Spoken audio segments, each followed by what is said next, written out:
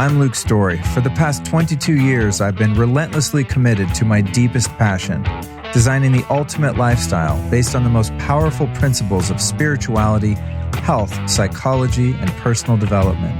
The Life Stylist Podcast is a show dedicated to sharing my discoveries and the experts behind them with you. Welcome to SoloCast episode 368. You can find the notes for this show at lukestorey.com/368. And if you'd like show notes with complete transcripts and clickable links from every future episode of the show after this, please join my weekly newsletter. You can do so at lukestorey.com/newsletter. All you do is simply enter your name and email, and magically, every Tuesday, you'll get a newsletter from me with everything I talk about on that week's podcast episode. Before I begin today's solo cast, I'd like to issue the following disclaimer. This is definitely not legal or medical advice. I'm just sharing what works for me, my perspective based on 25 years of research and personal experience in natural healing. So you should absolutely consult a doctor or healthcare professional before trying any DIY medical treatments, especially any discussed herein. This solocast is based on questions asked by members of the Life Stylist Podcast Facebook group. Please, of course, feel free to join us there by simply searching the words Life Stylist Podcast on Facebook. We are currently 6,000 plus members strong, and there you will find some very well-informed and like-minded people waiting to join you. For those of you who don't wish to play in the corrupt, tyrannical sandbox of Facebook, I invite you to join my Telegram channel where I share my discoveries and views that are banned on mainstream tech platforms like Facebook, Instagram, and Twitter. You can easily find me there at lukestorey.com/telegram. Now, you will need to download the app in order to access that content, but the app is absolutely free. The goal of all content I produce is always to do my best to raise my consciousness above all of this drama and inspire others to do the same for themselves. So please take my professional opinions and personal experience with a grain of salt and follow your innate intelligence.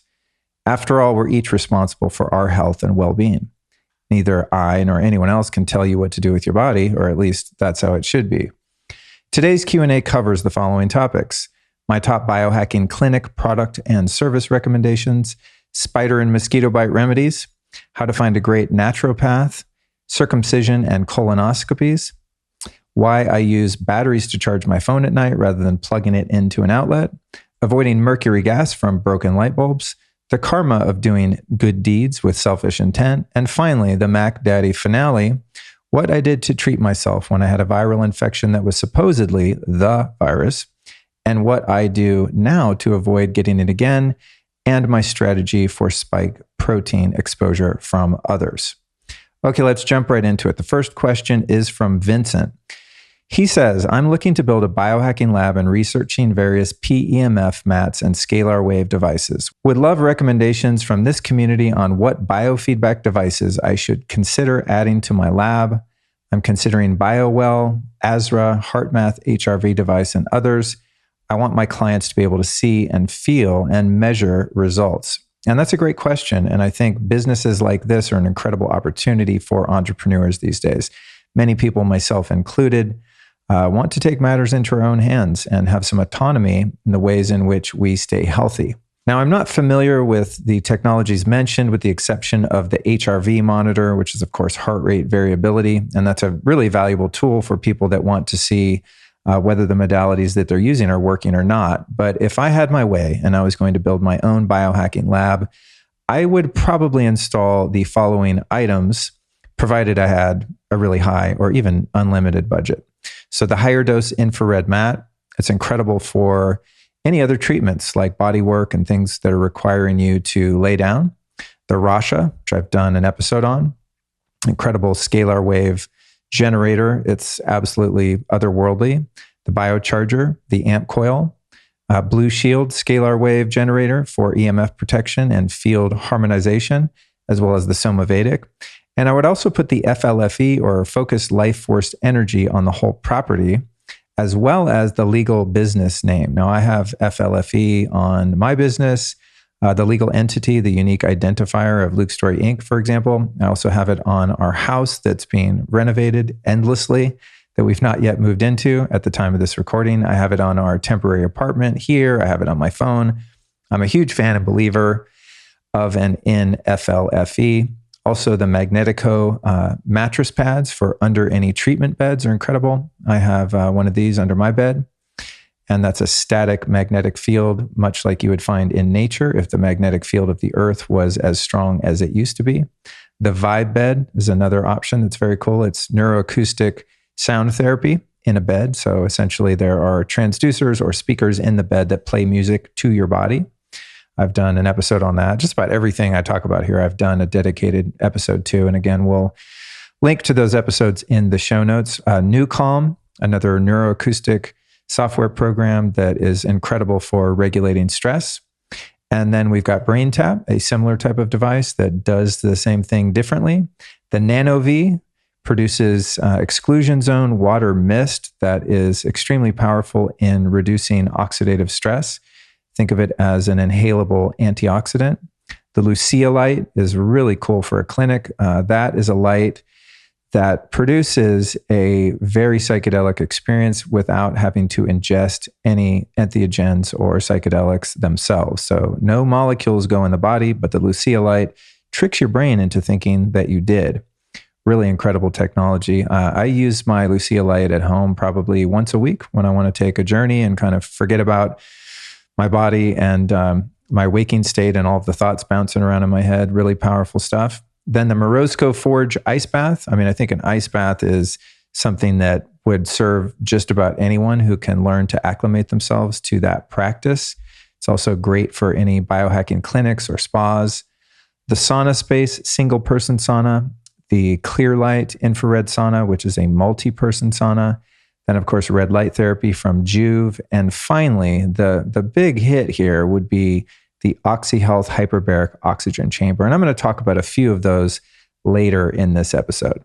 The next question is from Amanda. She asks, what is the best zinc product? Now, I'm going to answer that a little later in this episode, so stay tuned for that answer because it pertains to a more in-depth question later on around immune function. Barbara wants to know, spider bit on finger, go. You know, these are the way people pose questions in there because, as I said, there's over 6,000 people, and I don't even go in and usually type out answers because when I log into the Facebook group, so many of our highly intelligent and sophisticated members in there are answering questions for the other members. But I do have some hacks on this one.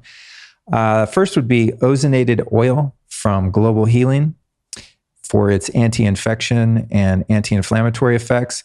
Also, one of my favorite products, it's called HistaAid from Quicksilver Scientific for the histamine reaction to the bite. Similar question here from Natalie, and I definitely relate to this one. She says, I'm in Florida and getting eaten by bugs. You think it's bad in Florida? Girl, you should come to Texas. The bugs here are like Jurassic Park style. It is completely out of control. She says, will anything natural work for this? Yes, I solved this problem with the help from my friend, Dr. John Lawrence, who actually lives in Florida. And when I moved to Texas, I was like, John, yo, what is up with the mosquitoes? Because whatever's in my blood, I'm AB positive. They love that shit. And so I was just getting gnarled by mosquitoes here. And John recommended to me something called allicin, not my fiance Allison, but ALLICIN, allicin, which is a garlic extract. And I take one capsule in the morning, one in the evening, and the effects are incredible. I don't know. I would say, really, realistically, not exaggerating, I would say I get bit 80% less when I'm taking that extract.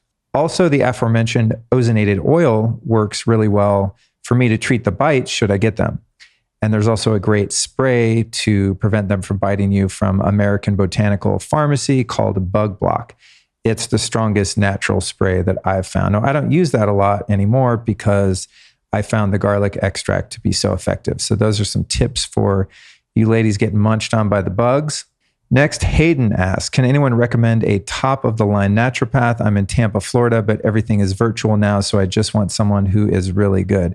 I think that's the great thing about functional medicine now is so much of it can be done remotely. You can work with someone and they have the license and authority in most cases to order labs.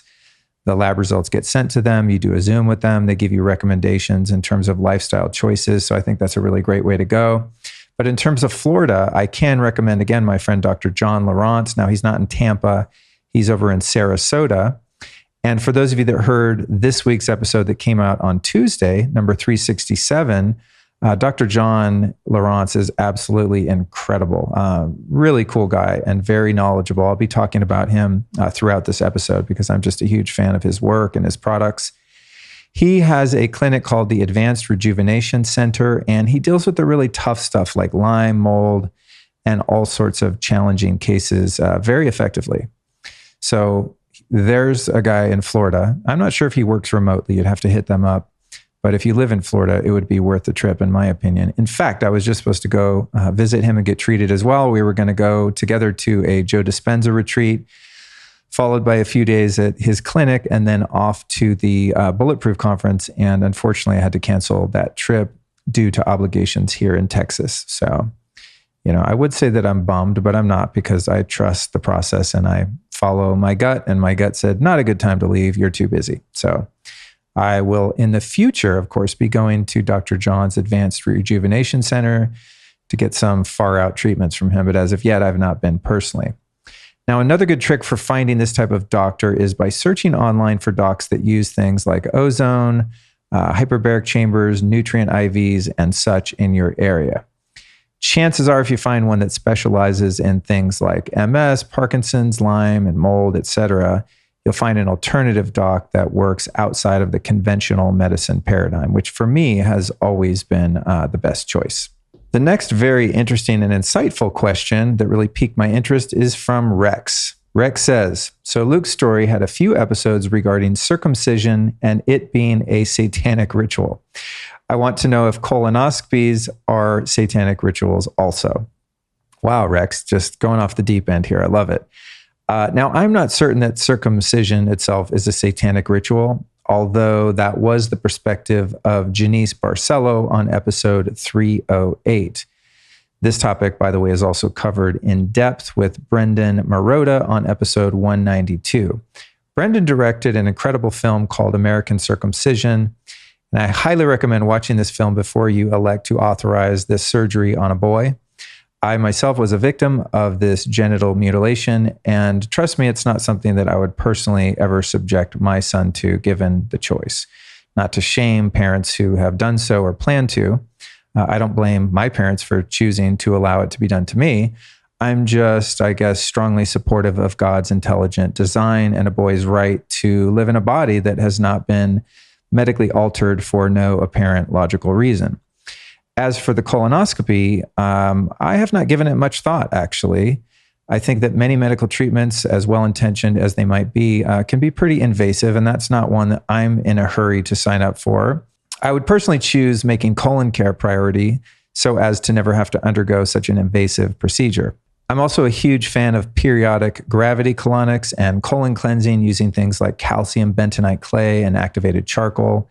And in my experience, it doesn't matter how clean your diet is or how many great supplements you take if your colon is full of toxic sludge. So I think keeping things in working order is a great idea. But if I felt it necessary to have a doctor take a look inside for some reason, I think I would probably do it.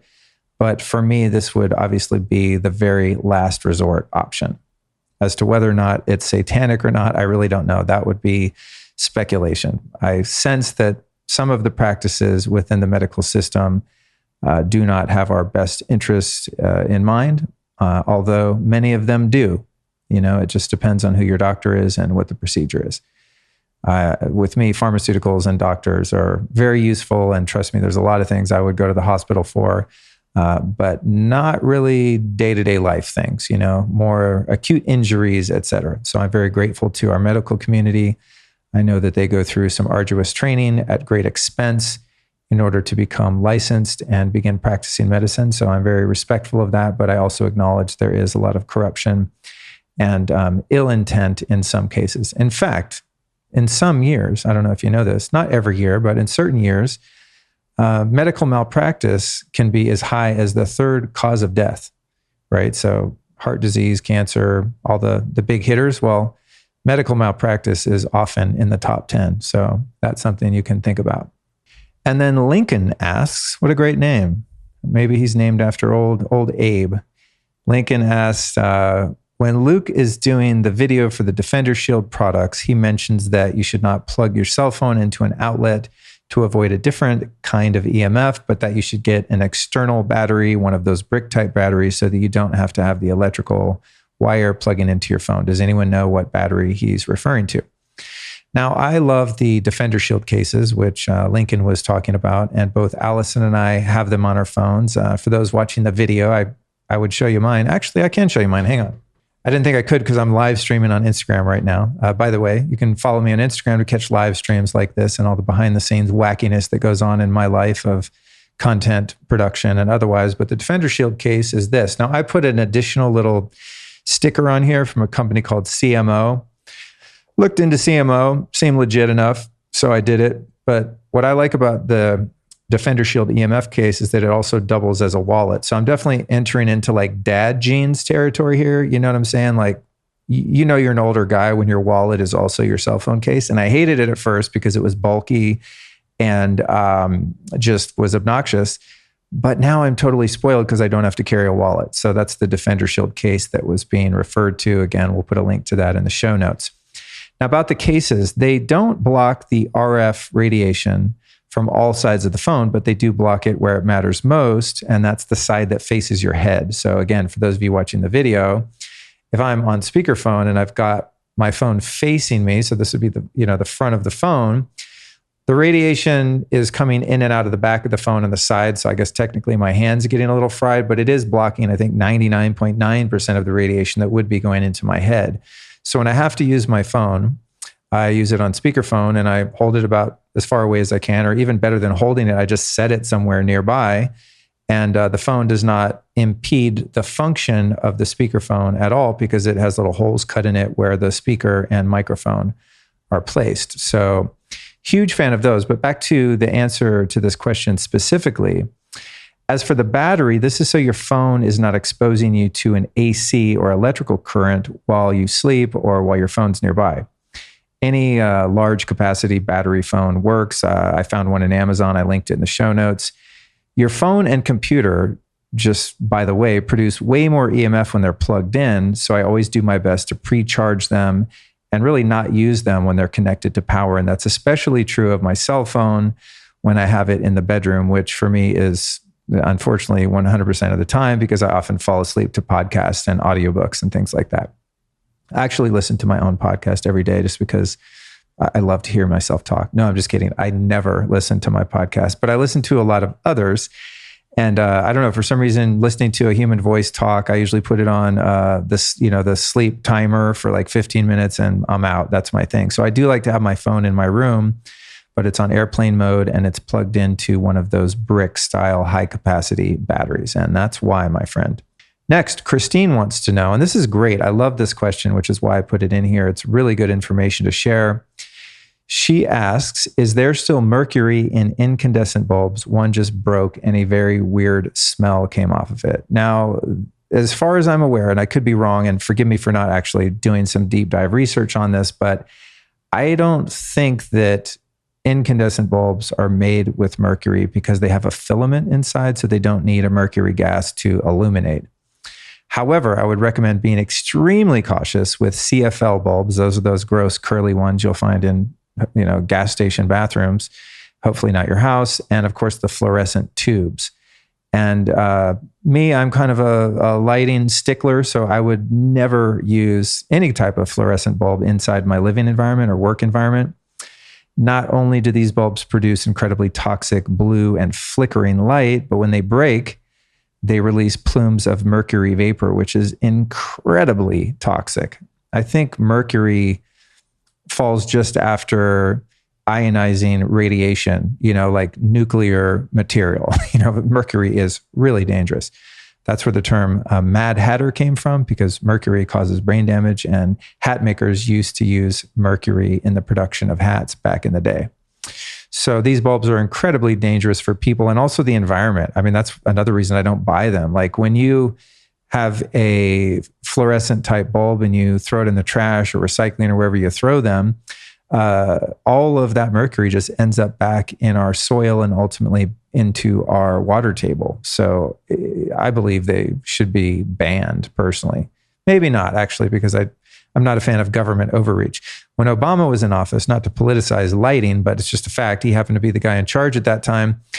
He banned incandescent bulbs. You used to be able to not buy them where I lived at that time in California because they wanted everyone on LED lights. And LED lights have problems of their own, which I've covered on other episodes. So now you have to get a little creative to find halogen bulbs or incandescent bulbs. So I've never been a fan of those, and I wish they would go away. But, I guess you can't prevent someone from making a buck if those are the light bulbs that their company produces. But they aren't going to come into my house if I can help it.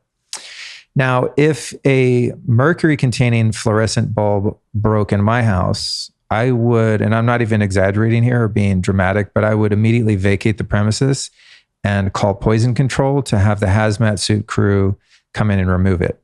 You do not, or at least I don't want mercury residue anywhere near my body, my belongings, my pets. I'm not having it. And it's incredibly toxic stuff and very difficult to clean without exposing yourself. So there's some hopefully useful advice for folks as far as the light bulbs go. Next, we're going to cover Bailey's question. And I love questions that are more philosophical and lean into psychology or spirituality. But I think just due to the nature of the Facebook group, we don't get a lot of questions like that in there. So if you're a member of that group already or you joined the group, I would highly encourage you to sometimes, if you feel called, perhaps dig a little deeper. Because the philosophical questions and questions related to spirituality in general, I think probably have a bigger impact than some of the biohacking and health-related physical material world questions. And this one was really interesting. Bailey asked, do you feel that doing good things with the intent of getting back goodwill, in fact, bring bad karma? That's really insightful and an interesting question. And my answer would be that I feel that all thoughts, emotions, and acts of goodwill earn you positive karma, regardless of the intent.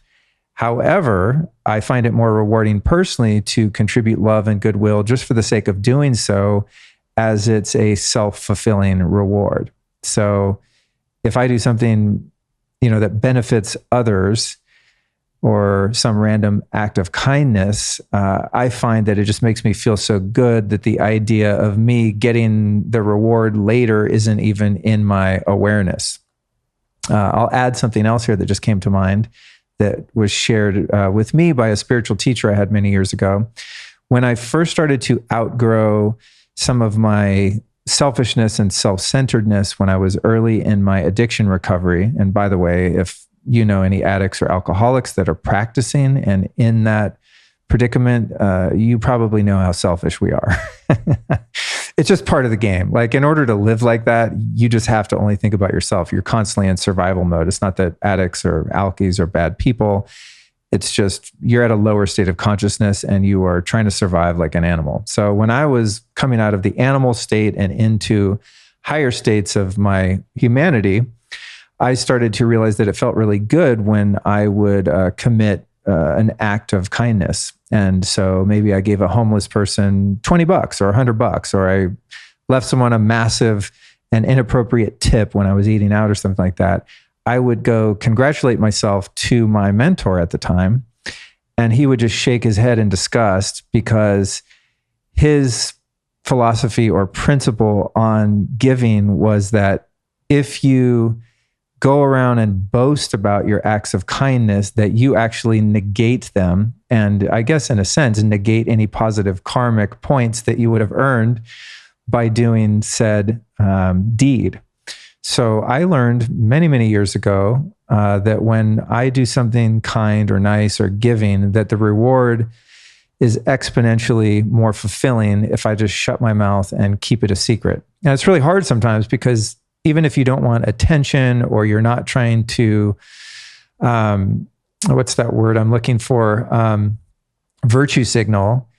It just feels really good when you do something really good, right? And so oftentimes we get excited and we want to go tell everyone, hey, guess what? I just donated to this charity or this cause or volunteered to feed the homeless or whatever it might be, gave someone a ride to the airport, helped someone move, the things like that. And so I think that sometimes we have a wholesome motive in wanting to share it because we're just excited that we're, having the opportunity to be so full in our lives that there's enough left over to make a contribution. to our fellows. But there is something very sweet about doing something, especially something really big, right? You give an amount of money that's very uncomfortable for you, or you really put yourself out and do something that is dramatically inconvenient in service to others. Man, if you can just hang on to it and just savor that, I don't know about the karmic implications of it for sure, because I'm not God. But what I do know is that, man, just to kind of percolate and marinate in that good feeling is multiplied by keeping it to yourself. So thank you for that question.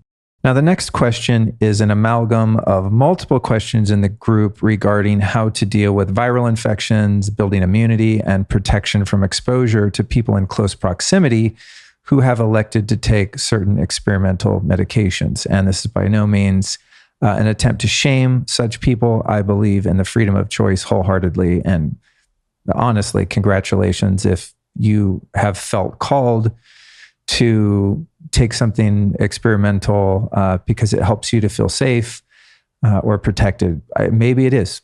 I don't know. So I just want to give that side note in there because I don't want to be polarized, and I don't want to further facilitate or support the division being created by the media for people that take the thing and people that don't take the thing, and all of this ridiculous low-level tribalism. Whatever you want to do, as long as you're not hurting other people, good for you. However, there is some very valid and credible research that indicates that people that have elected to put certain things in their body could, in some ways, be a risk to others. Now, I don't know that for sure. I'm not a virologist or an epidemiologist or biologist or any of the people qualified to indicate that that is in fact true. But there's enough evidence going around that it would be a concern. So just know that.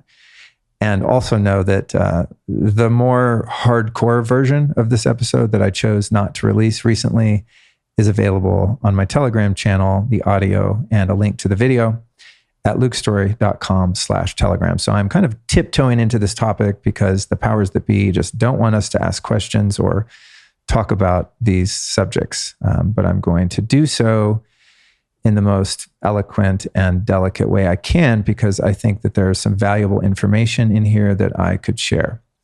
So in the answer, I'd also like to let you know that I've done multiple podcasts on this complex and very polarizing topic as a whole with some very brilliant people like Dr. Zach Bush, Dr. Rashid Buttar, Robert F. Kennedy, Del Bigtree, David Icke, and Dr. Thomas Cowan. So if you want a deeper dive on this particular topic, I recommend finding links to those episodes in the show notes for a more comprehensive report. My overall views, I would say at this point, and I've been covering this since pretty early on in 2020, are very much in alignment with the featured guest I've mentioned. And apart from the guests that I mentioned in those episodes, which were interviews, remember that I have posted my current views on the pandemic, lockdowns, vaccines, the quaxine spike protein shedding, and all of that on my Telegram channel. Again, you can find that at lukestorey.com/Telegram. Okay, here goes. This is the crux of it. With all that being said, what I can say here is that according to some recent blood work that I had done for other diagnostic purposes, I tested positive for the quote, end quote, antibodies. Although I'm not entirely convinced that this can be scientifically validated due to the lack of evidence regarding the isolation of that specific virus itself. There is much debate as to whether or not that has actually been proven. Now, that's not to say that people aren't getting sick, because I'm about to share with you that I was incredibly sick. And some people have died. And for that, I feel nothing but empathy and compassion for those that have been so affected, whether in the first person or in a relationship. At any rate, what happened was I was terribly ill with the bug, likely viral in nature, in November 2020 while living in Sedona. And I would say it felt something like a really bad flu. Definitely not the worst I've had, but way less than fun.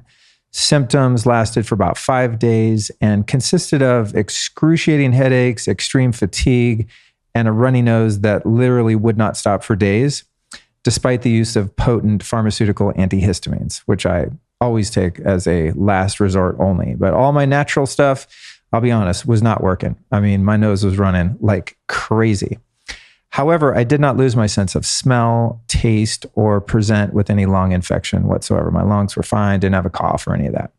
So who knows what it was? It doesn't really matter to me, as honestly, I would have treated it in the same way I'm about to outline, regardless of what the diagnosis was. I did not elect to take any kind of test. I did go to a medical clinic in Sedona and did not take them up on the offer to stick a Q-tip into my brain. But I did go in just to see if they could determine whether or not it was bacterial or viral, or if there was something indeed much worse going on. So here's what I did when I was sick, which are essentially the same things I do to stay well. And I'm sure there are other tools available, so by no means consider this list comprehensive. More information is emerging every day on alternative news outlets. And if you use a search engine like DuckDuckGo as your browser, you will likely find more useful information if you look hard enough. It's going to take some digging because, of course, Google is highly compromised and actively hiding information that runs counter to the pharma-funded narrative we hear so much about in the mainstream media and through big tech. Now, before I begin, I'd like to state the obvious fact that some or even all of these interventions might not be available to all people listening, whether due to economic or geographic limitations. So for this reason, I'd like to remind you of something that I've said and will continue to say, and that is that the best biohacks are mostly free. Some of the other things I'm going to talk about can be pretty costly. And the free health interventions, healing modalities that I think are most effective and as I said, mostly free are prayer. And prayer can look like whatever you want it to look like. Mine changes all the time. But to me, prayer is more of a way of life than something I take time aside to go do, although I often take time aside specifically to pray. And I do that quite often with Allison, actually, at her altar. Days we do that tend to be a lot smoother and more ease and joy filled. So whatever prayer looks and feels like to you, I'm a believer. And then faith, faith that you're praying to something that is in existence, having faith in oneself, faith in a higher power, faith in the universal love that we are actually comprised of as a species, faith in whatever helps you get through challenging times, meditation, which makes all of that much easier. There are, of course, many ways to meditate. I don't think any are better than any others. It's what works for you at your particular stage of development in terms of your consciousness. My meditation practice has changed over and over and over again for the past 25 years. And there's things I abandon that I go back to, and I just kind of have things in a rotation, I guess you could say. But meditation to me is just indispensable. Of course, human touch and connection, love, the physical, tactile experience of expressing your care for another and allowing yourself to be cared for in those ways. Positive thinking and mindfulness, which obviously would take the place of negative thinking and fear-mongering, which is really funny because it's kind of tricky to cover topics like this without creating fear, right? Sometimes solutions are based on people's needs, and their needs are based on their fears. So I'm about, rather than exacerbating fear, I'm about finding solutions to fear. And rather than trying to stop thinking negatively, I'm about starting to think positively. Breathwork, great intervention, incredible for your immune system. So many other benefits, hot and cold exposure, saunas, ice baths, etc. Quality sunlight, high quality sleep. Really high quality sleep. This is something I focus on a lot, and I've gamified it for myself. It's like I track my sleep with the Oura Ring. I do all kinds of different things to improve my sleep. I track it. I see what's working, what's not. Sleep is very underrated because in our sort of proactive, achievement-based culture in the West, sleep is often viewed as a waste of time. But I tell you what, when you get high quality sleep, you get ill a lot less. And if you are ill, there's nothing that's going to cure you like good sleep and rest, for real. Dusk and dawn sun gazing. If you choose to participate in this, I suggest that you get properly trained so that you can do it safely, but it's incredibly powerful for a number of reasons I've covered on prior episodes. Physical movement, exercise, yoga, to name just a few. So for the most part, those things are free. I guess a sauna could cost you some money, but the rest of that are just things that you can integrate into your lifestyle that are going to be very supportive of your well-being mentally, physically, and emotionally, and even obviously spiritually. Now, the problem is with those interventions is that they all require something money can't buy, and that is self-discipline. That you're going to have to develop yourself, my friends.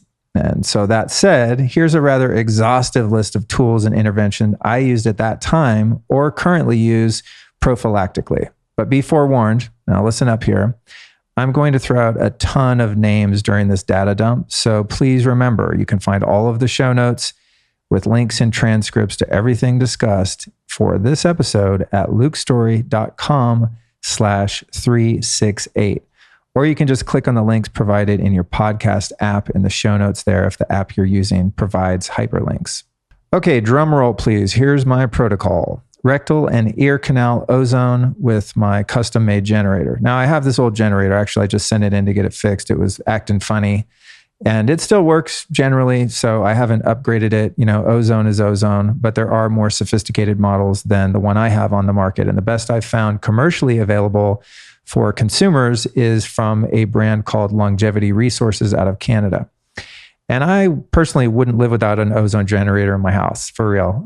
Both Alice and I use ours frequently and very carefully. Ozone can be somewhat dangerous if you don't know how to use it. For example, you don't want to just, turn it on and breathe it in the room. So there are definitely various protocol that you want to follow when using ozone, but nothing beats it if used properly for all types of infections. In fact, it's been successfully used in this manner since the 1800s. The thing is, you can't patent ozone, as of course it's free. It's just electrified oxygen. So this explains why you don't hear more about it, because it really works. And because, like I said, it's not a patented medication. Now, if I had had access, I would have done a series of 10-pass ozone IVs while I was ill as well, or perhaps even ozone inhalation, which is done by bubbling the ozone gas through oil. As I said, you can't breathe ozone directly, but there are ways to get the ozonides, sort of the metabolites of ozone, into your lungs, and they're incredible for lung infections. Although, as I said, I didn't personally have an infection at that time, but ozonides are awesome for you anyway. Next would be glutathione and high-dose vitamin C IVs.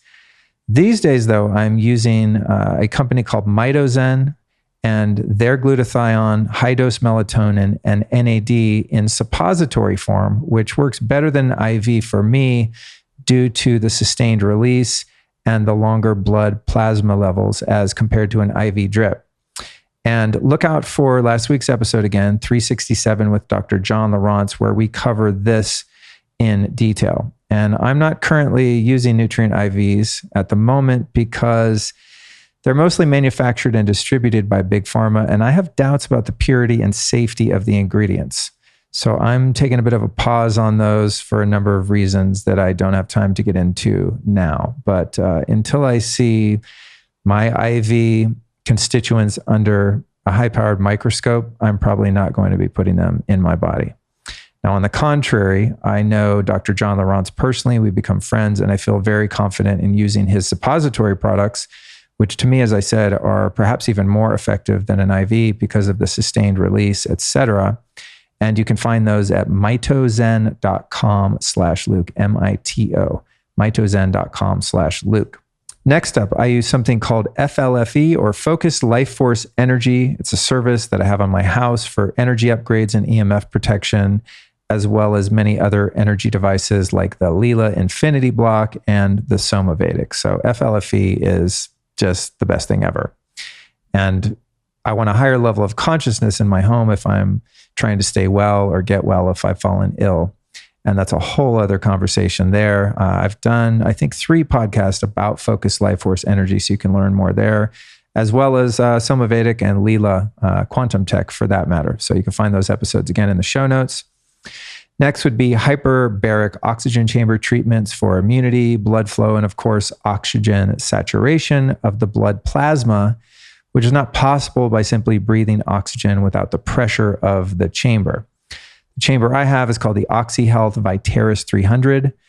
I'm not going to lie, it's super expensive, but for me, one of the best investments I ever made. And the good news is, for those of you that don't want to drop $20,000 to $25,000 on your own medical chamber to keep in your house, You can now rent chambers, which is super cool and just way cheaper than buying one or even paying a clinic for individual treatments. And I'll put a link in the show notes for the rental option. If you're having oxygen deprivation, to me, getting in a chamber is a really smart idea, regardless of the source of that deprivation. Next, and I mentioned this earlier, colon cleansing. And there's another product I'd like to give a shout out to now. It's called Oxy Powder from a company called Global Healing, which is incredible for detox. And many people that are of the terrain theory rather than the germ theory indicate that what's really happening when you get sick with something that presents as a bacterial or viral infection, that your body is in fact just detoxing. That's a whole other can of worms that I don't have time to get into, but it makes perfect sense to me that if I fall ill, that I want to be doing some sort of detox regimen at the same time. And that to me always starts with the colon, because that's where the rest of the toxins from your eliminatory organs get dumped into. And if they're getting dumped into a colon that's clogged, well, guess what happens? You just reabsorb all those toxins, and then those eliminatory organs have to deal with them all over again, and so on and so on. So you don't want to be a closed loop system, let's put it that way. Next would be oregano oil from North American Herb and Spice for antiviral and antibacterial properties. Resistor ozonated oil capsules from a company called Biocharged. Now, that's not Biocharger, that's a different company. This is Biocharged for gut health, mitochondrial function, and robust immunity. Next product is Ultimate IgG from Just Thrive, one of our sponsors. If you listen to the show regularly, you know I talk about their probiotics constantly. Incredible company, and their IgG formula is a very powerful and science-driven immunity formula. Next would be a substance called Quercetin, again from Global Healing for immune and respiratory response. Quercetin is highly researched, plant-based, very safe, super legit. Then we've got Pure Encapsulations calcium D-glutarate to assist in detox. Next, Dandelion. Now, you can get extracts that are made with the root. I personally use the leaf in my smoothies often. And what's great about Dandelion is it's been proven to block the ACE2 cell surface receptors from spike proteins. So you can put that together. There's a lot of ways you can get Dandelion into your body. And it's something that's relatively easy to find in research. So I didn't find a particular brand that I like. I often, as I said, just use raw dandelion leaf, but it's a powerful medicinal plant.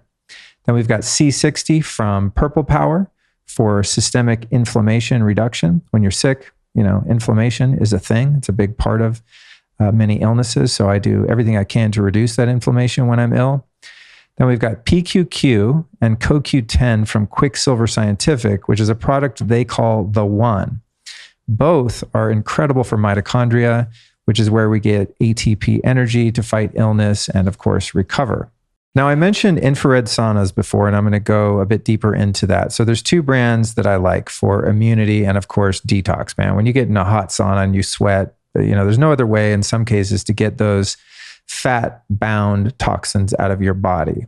So sauna space is nice because you also get the benefit of near-infrared light therapy at the same time while you're doing your sauna, which has a whole host of added benefits, while clear light saunas, to me, are better for just chilling, relaxing, and are also large enough for multiple people to sit in at once, depending on the size clear light sauna that you get. So people often ask me, like, which one's better? It's really kind of an apples and oranges things. In our apartment here currently, I didn't have space to erect our clear light sauna, which is a 2-person sauna.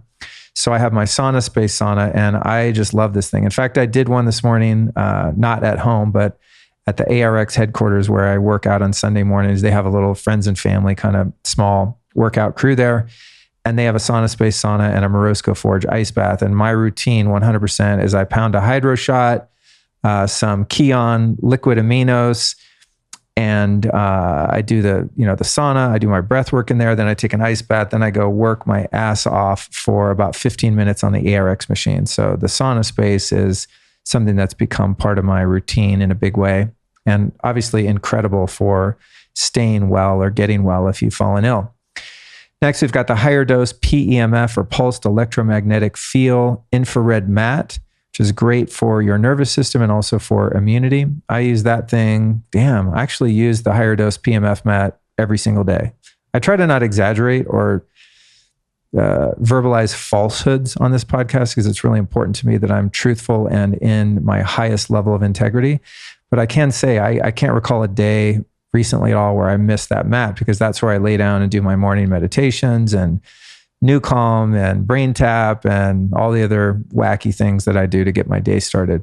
Next, here's a free one I'm just going to throw in. I know I had a free list earlier, but naked sun time. Man, getting your naked body into the sun for immunity, vitamin D production, hormone regulation. The sun has been vilified and just completely turned into our enemy. And I'm a huge fan of sun exposure. There is so much fake news around how damaging the sun is for you. For those of you watching the video, I'm out in the sun every single day, and I'm not tooting my own horn here at all. Believe me, like I do my best to stay humble, but I'm about to be 51 years old in a month, and I know people with far more abundant wrinkles that never go in the sun. So if your reason for not going in the sun is you don't want wrinkles or to get skin cancer or damage your skin, I would propose that you're much more likely to get skin cancer from using something like a Johnson & Johnson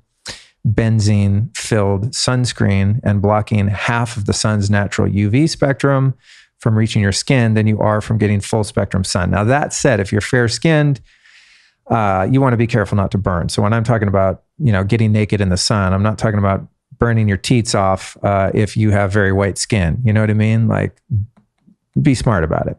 And there's ways that you can build a natural solar callus. One of them is by taking astaxanthin. Another way you can do that is by doing regular red light therapy with something like the Juve. Also, chaga tea contains melanin and vitamin D2, which is also very useful for building a solar callus and helping you to be more sun resilient. I mentioned sun gazing earlier. Sun gazing in that nice infrared light in the morning and evening also helps you, believe it or not, to build solar callus on the through the photoreceptors on your skin. Your body is basically, I'm going to get off on a sun rant here, you have to pardon me. Your body is really a solar panel. We're very much related to plants in that way. Now, we don't have the capacity for photosynthesis, obviously, but sun is really good for you when you do it safely. Okay. Now, when I was in Sedona, I also did a few sessions on something called the Photon Genius, which is a crazy ass, very advanced type of sauna panel that uses noble gases and positive EMFs essentially to charge your body. But I would say for that type of technology, I prefer the biocharger. That would be my first choice for this type of frequency medicine, but I didn't have my biocharger, so I did some sessions on the Photon Genius and found it to be very helpful. The biocharger I have at home and I use on a regular basis. I've been doing so for years.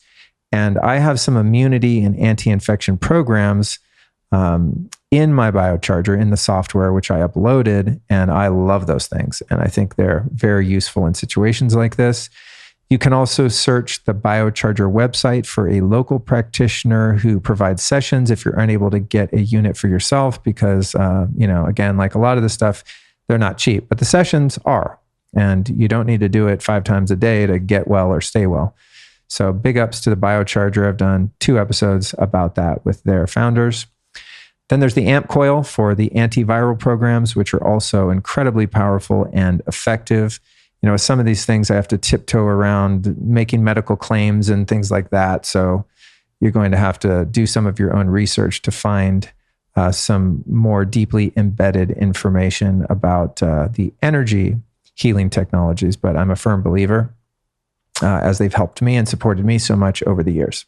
I'm a huge fan of minerals, and I'll be doing a show soon with the founder of Upgraded Formulas, because strangely, as important as minerals are, I have not yet, in 368 episodes of this show, done an episode entirely devoted to minerals. Now, I've alluded to them. We've talked about them. Many of our guests are mineral aware, I guess you could say, but I've not interviewed a badass expert specifically on them. So you can look forward to that.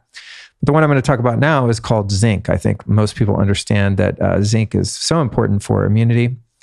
And the problem with all minerals really that come in a powder or liquid form is that they are poorly absorbed, especially zinc. I'm going to talk about something called hydroxychloroquine later, very briefly.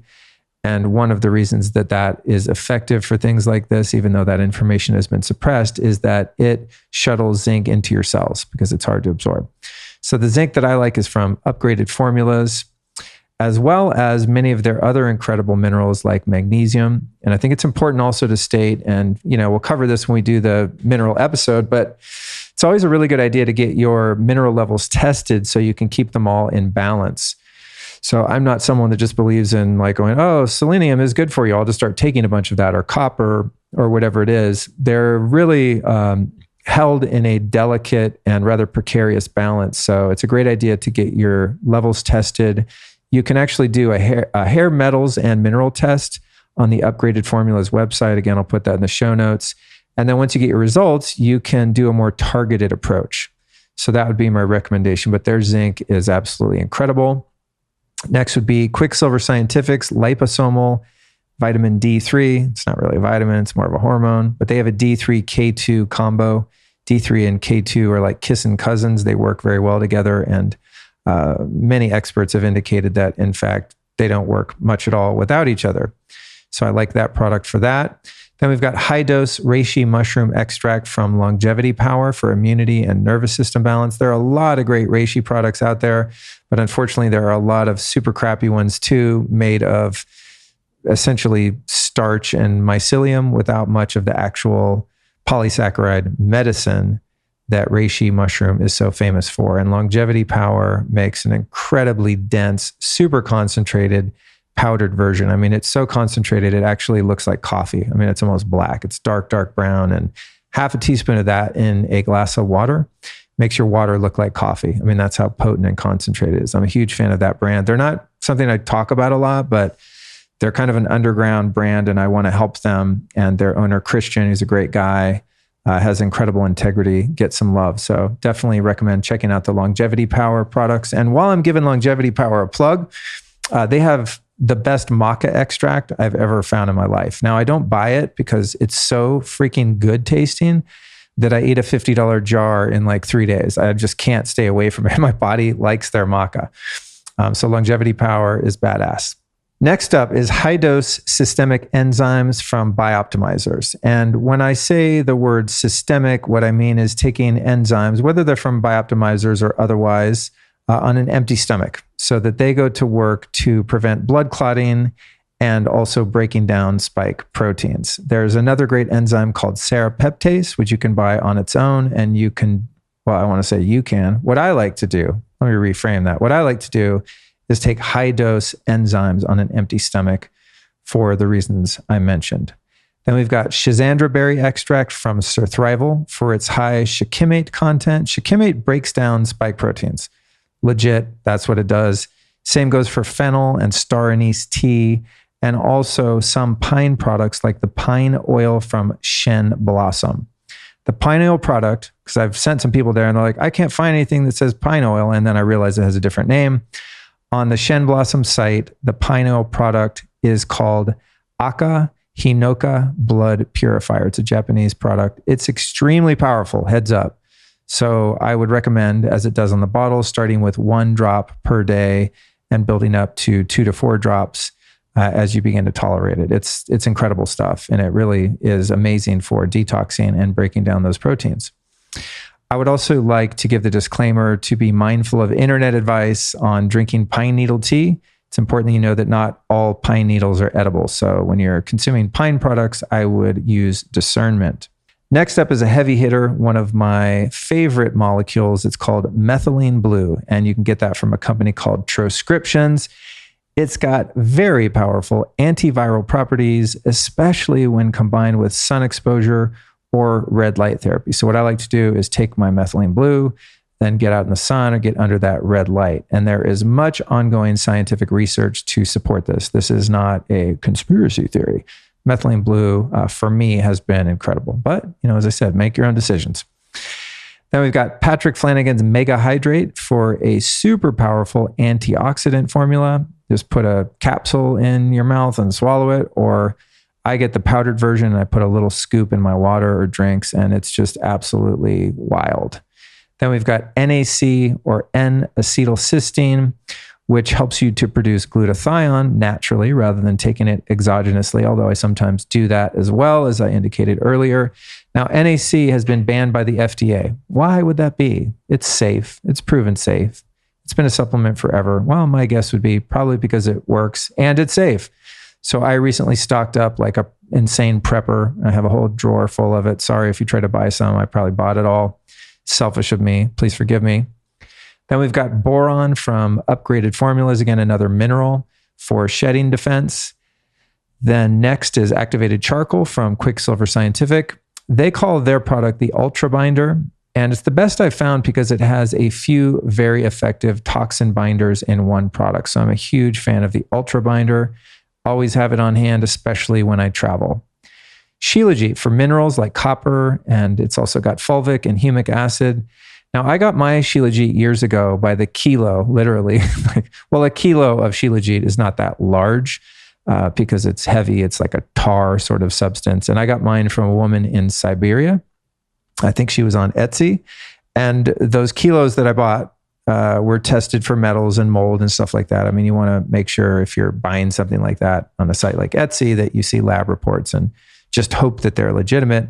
But they've lasted me this whole time, so I haven't had to re-up. But if I was going to re-up, I would probably get the pristine hydro Shilajit powder, which is much easier to take than the tar I use in my coffee and hot elixir drinks. Another power molecule, molecular hydrogen. I get that in tablets from a company called Water and Wellness for its antioxidant and inflammation reduction properties. Hydrogen is just, it's the most abundant molecule in the known universe. It's also the smallest. So I like HydroShot as well. There's a drink called HydroShot from a company called h2bev.com. And both of them are a hydrogen drink and are incredible not only for the antioxidant and inflammation, but also for immune support. Again, with that one as well, lots of research to support that. And I've done shows on hydrogen with Robert Slovak and also with Tyler LeBaron a few years back. So huge fan of hydrogen. So much so that I also use the Vital Reaction 7% hydrogen gas inhaler for the same benefits. I find that the inhaler has a little bit more of a pronounced effect on mental clarity than do the drinks or the tabs, but either essentially do the same thing once you get into your bloodstream. Now I'm going to throw in a question from Caleb in the Facebook group. He says, my family is getting together all the items for nebulizing peroxide for lung infections. Interesting concept that makes sense to me. Information from Dr. David Brownstein. I'm wondering who knows of a high-quality Lugol's iodine. Now, my answer here is that I've heard some great things about nebulizing hydrogen peroxide from people like Dr. Joe Mercola. However, I have not tried it myself, so I can't speak to my personal experience. And that being the case, I would refer to this Dr. Brownstein that Caleb mentioned to get more information on that or do some of your own research. And for those wondering, a nebulizer is a device that uses electrolysis to create a very fine mist of whatever medicine you put into it. In fact, they use it in, allopathic medicine, nebulizers. They put different medications in there and you inhale it. So it's not like some crazy hippie stuff, but what we're talking about probably is. Now, not all substances, of course, are able to be nebulized, but the ones I cover here work great for me. Now, at the time I was sick, I did not, unfortunately, have a proper nebulizer around, but I have one now and I use it regularly with the following ingredients. And the one I use is made by Unisex. It's a portable nebulizer. That's SEKS, not SEX, by the way. A unisex nebulizer could be interesting, though. It's portable. It was $40 on Amazon. I linked it in the show notes for you because I love you. And then I use American Biotech Labs colloidal silver. There's a lot of fake ass colloidal silver on the market. Colloidal silver is kind of like the CBD industry. And what's the other one that there's a lot of fake ass stuff? Reishi mushrooms, medicinal mushrooms. Those are some of the three most fugazi laden industries. So you want to be mindful about what colloidal silver you spend or in some cases waste your money on. I've linked to the one that I mentioned there. I also like to add my iodine. Rather than Lugol's iodine, I like the upgraded formulas. However, I would definitely, and please listen to this disclaimer, I would not use iodine at the same time as silver, as the chemical reaction between the two in a nebulizer is pretty damn sketchy. So please be mindful of that.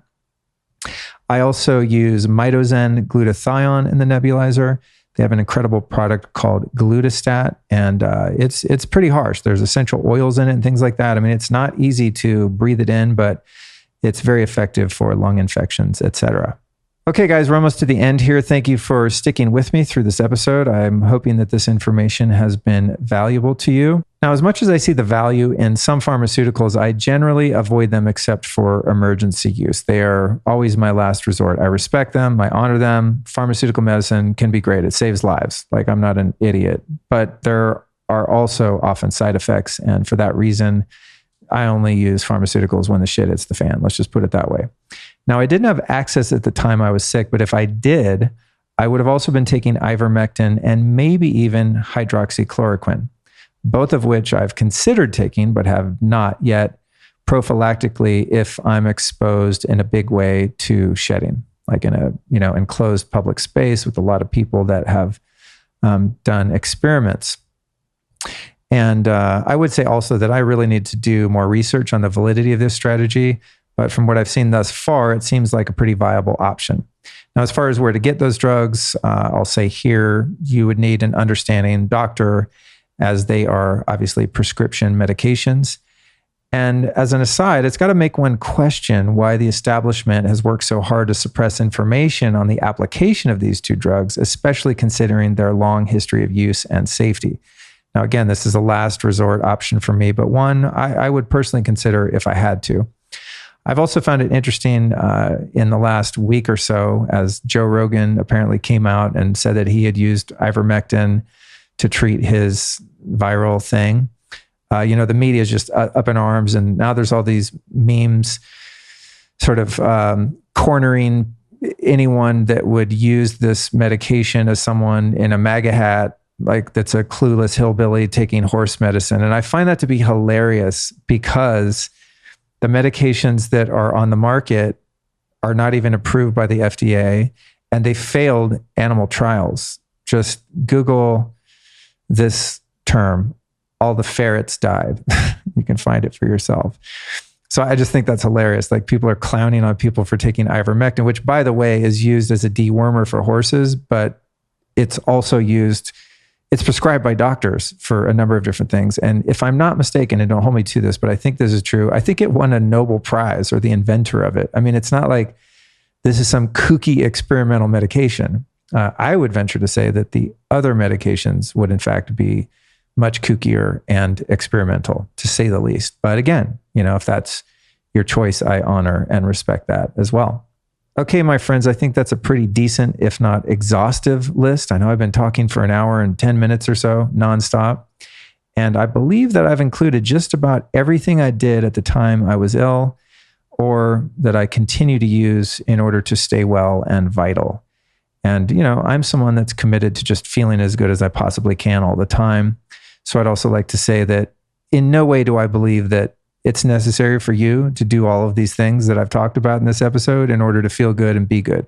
I would go back to the free list that I talked about in the beginning. And I would say, if you were going to do anything here, start with those things and really heal emotionally, spiritually, mentally, because I believe that that's the root cause of all dis-ease. If you want ease in your life, you need ease in your spirit. So I'm not even trying to be cute here. I honestly believe that. Now, if you're someone who wants to take it a step further, then you might elect yourself to investigate further some of the things that I've pointed to here in this solo cast. I'd also like to remind you that if you want the up-to-the-date, uncensored, and real-time reports on topics like this, even in a more specific way, remember to join my Telegram channel at lukestorey.com/Telegram. As you know, unfortunately, we are not allowed to speak freely on social media at this point. So Telegram, for the moment, seems like the most secure place to have adult conversations, and conversations that, they're probably being monitored by the NSA too. But at least, that platform doesn't kick you off if you discuss the forbidden topics and actually, have a free mind and free speech. So if this episode held value for you, or created any clarity for you, I would be so honored if you shared it with someone you love. I think that if more of us can muster up the courage to share alternative points of view like this, and hopefully do so in a way that doesn't ruin our careers and lives and get us all deplatformed completely, that we would be very well served. And lastly, I want to remind you that I know there was a lot of information discussed here, that you can find the show notes for this episode at lukestorey.com/368, or just click on your podcast app notes and you should find the links there. And if you want future episodes emailed to you, you can join my newsletter at lukestorey.com/newsletter. All right, there we go. We did it. Thank you so much for joining me today. I really appreciate your kind attention. I hope that this was useful to you. And I hope it was useful to you enough that you'll join me on next week's regular episode with our guest, Doug Bopst. And that's episode 370. It's called Hitting Bottom and Rising from Opiate Addiction to a Life of Purpose. And that is an incredible conversation from someone like me who went through extremely acute addiction issues, specifically with opiates, and found a way up and out, and is now committed his life to sharing what he did to recover and how he continues to flourish in his current life. So with that, my friends, I'll bring it to a close. Thank you for joining me. This is the Life Stylist Podcast.